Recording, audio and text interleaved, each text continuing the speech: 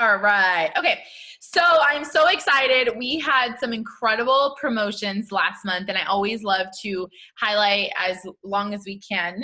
Once we're like having like 80 diamonds a month, it's gonna be really hard. We had so many diamonds and above last month, and so I don't even know if we're gonna get through them all this month, which is crazy. It's so exciting. So we're just gonna get straight to it. So we have, let me see who I see first. Brittany.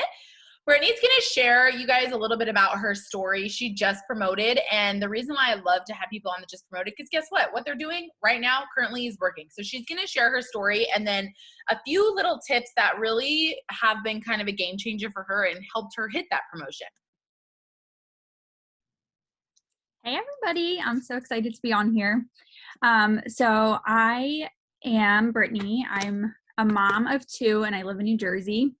And my husband's a police officer, so our lives are really chaotic and our schedules are crazy, I'm sure like so many of you. But a little bit about me, I was always taught that you're supposed to go to school and get a degree and then get a job with an amazing company that's going to give you good benefits and security, right? And so that's what I did. I went to college. I got a degree in business management and leadership, and I have a pretty good job as an insurance broker. But we were still pinching pennies and we were still in hundreds of thousands of dollars in debt from student loans. Like, just to put that into perspective, we could buy a Lamborghini with the amount of student loan debt that we have. And so something had to give. I knew that there was more to life than just living paycheck to paycheck, barely getting by and paying off the bare minimums of our student loans. So I had tried two other things in the past, and that was kind of my ticket to get out of this 9-to-5 grind that I was in and drowning from debt, essentially. So the first company that I was with, we invested over $14,000 in inventory. And literally not 1,400, but 14,000. And it was, I busted my butt. I poured my heart and soul into it. I did every single thing. I worked around the clock. I was on Facebook Lives all the time, packaging, shipping, doing all of the things, and it wasn't successful. And so when that didn't work out, I did another network marketing business that also didn't work out. So I want to emphasize this because I'm sure there's so many of you on here right now that has had this happen to you. So I was the last person in the whole entire world that was ever joining another network marketing business. Literally, I was never doing it. I would have sworn on everybody in my family's lives that I was never doing network marketing again because I thought it didn't work. You had to get lucky. And the reason I thought that is because I invested a crap ton of money. I busted my butt. I'm not scared of hard work. I've never been scared of hard work. I was willing to do what it took to be successful. And what it came down to and why we're so blessed is it was the wrong company or companies, the wrong teams, because I didn't have the support. We didn't have the training. I'm extremely resourceful, but let's be real, like you need some sort of guidance when you're starting something for the first time and you don't really know what you're doing, right? So I didn't have the training, I didn't have the support, and it was the wrong freaking company. And so I share this because I want you guys, when you're hearing no and people are telling you, I will never join network marketing business, I'm not doing that, blah, blah, all the negative things that we hear, right? Because we all get it. That doesn't mean they're never going to, because clearly I'm here today.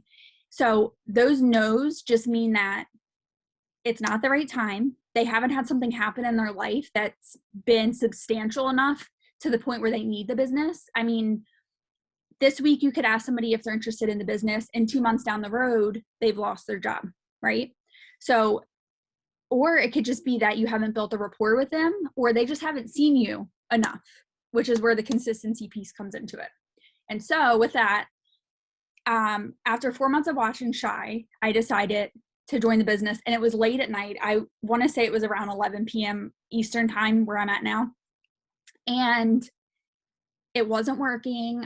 I was trying to join the business. I was having all the issues. And then I started to think, okay, this is a sign from God. I'm not supposed to join the business. That's why I'm having all these problems. If I was supposed to be in this business, I would have been able to sign up and I wouldn't have all these technical problems. Needless to say, I signed up, and then the next morning I immediately regretted what I did. And then I started to come up with all the excuses for why this business wasn't going to work. I didn't have enough time, my kids' schedules, I've done other things in the past, like all of these things. And what it really was fear. And so it was the fear and thinking, what are other people going to think? And all of the things that I'm sure at a certain point in time, all of us have thought, right? So I obviously got over that because you just have to. It just is what it is. Who cares what people think? It does work if you work.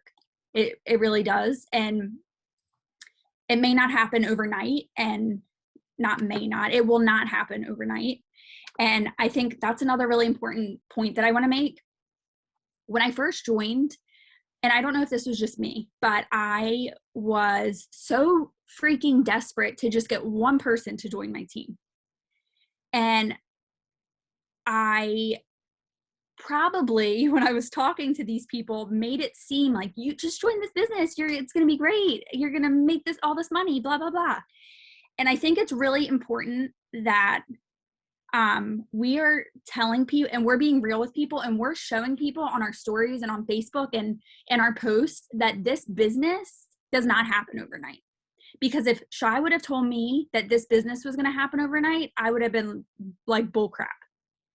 That's not the type of person that you want to attract. You don't want to attract people to your team that think that this business is going to be easy. It's simple, but let's be real. It's not easy.